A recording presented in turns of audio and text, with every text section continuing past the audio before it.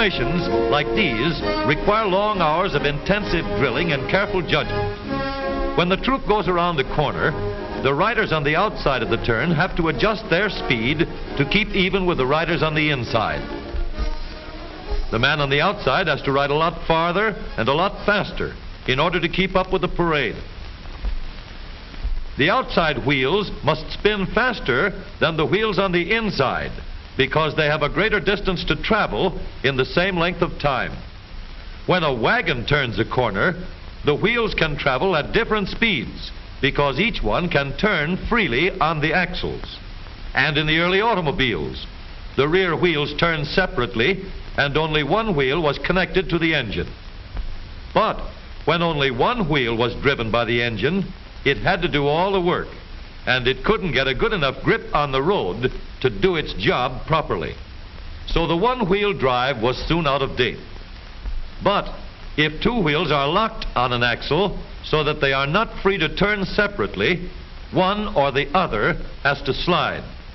So engineers had to find a way to connect both rear wheels to the engine without sliding and slipping on turns. The device which makes this possible is a part of the rear axle. It is called the differential because it can drive the rear wheels at different speeds. The differential looks complicated, but once we understand its principle, it is amazingly simple. These two wheels are mounted on separate axles and supported by a frame so that they can revolve freely at different speeds. Let's fasten a spoke on the inner end of each axle so that by turning the spokes, we can turn each wheel separately. With a bar or crosspiece, we can turn both wheels in the same direction at the same rate of speed. Let's get something to hold this bar in place so that it will press against the spokes. Notice that this support is not locked to the axle. It turns freely. Now we can spin the wheels by rotating the support. This is fine as long as both wheels are able to turn at the same speed. But let's see what happens when we go around the corner. With this arrangement, we cannot drive one wheel faster than the other.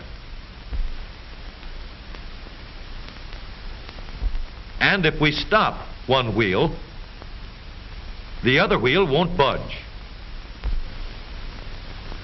Let's put this bar on a pivot so that it can swing in either direction.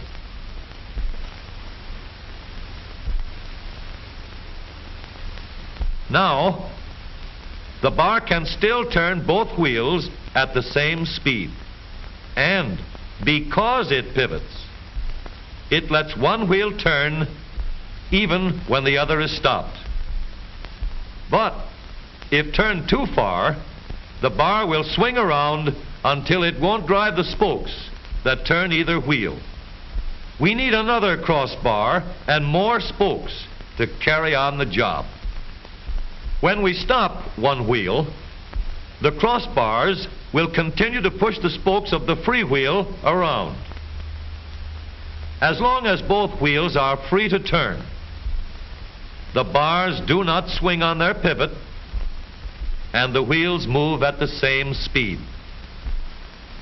Now we have the working principles of a differential. To adapt the model for use in an automobile, we will have to make a few changes. In order to reduce the jerky action caused by wide spaces between the spokes, we will put in more spokes.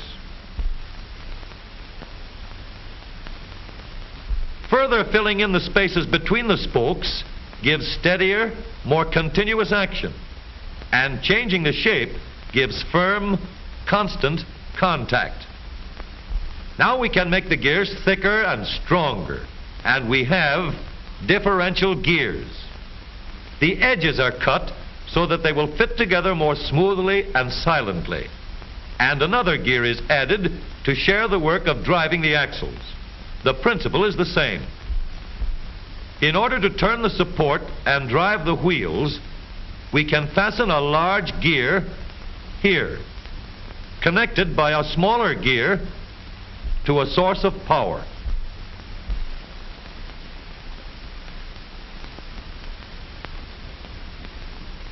Notice that the power is connected to the differential at the center line.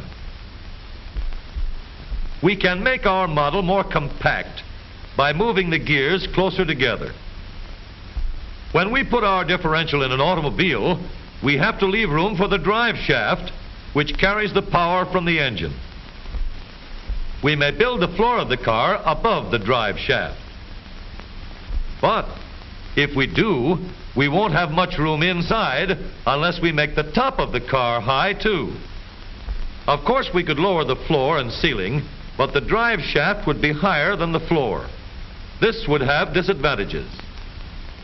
A shaft in the middle of the floor of an automobile would be inconvenient for passengers and would be awkward for carrying luggage. Today, engineers have found a way to make the car roomier and closer to the road without a clumsy shaft above the floor. The drive shaft from the engine to the differential is lowered out of the way, and the drive shaft is connected to the rear axle at the bottom. The new low center drive makes the rear axle quieter, stronger, and more durable because it gives better, smoother contact between the gears. The automobile of today with the low center drive is stronger and more rugged. Every part of the rear axle has been built to withstand strains far greater than it will ever meet on the straightaway or around the corner.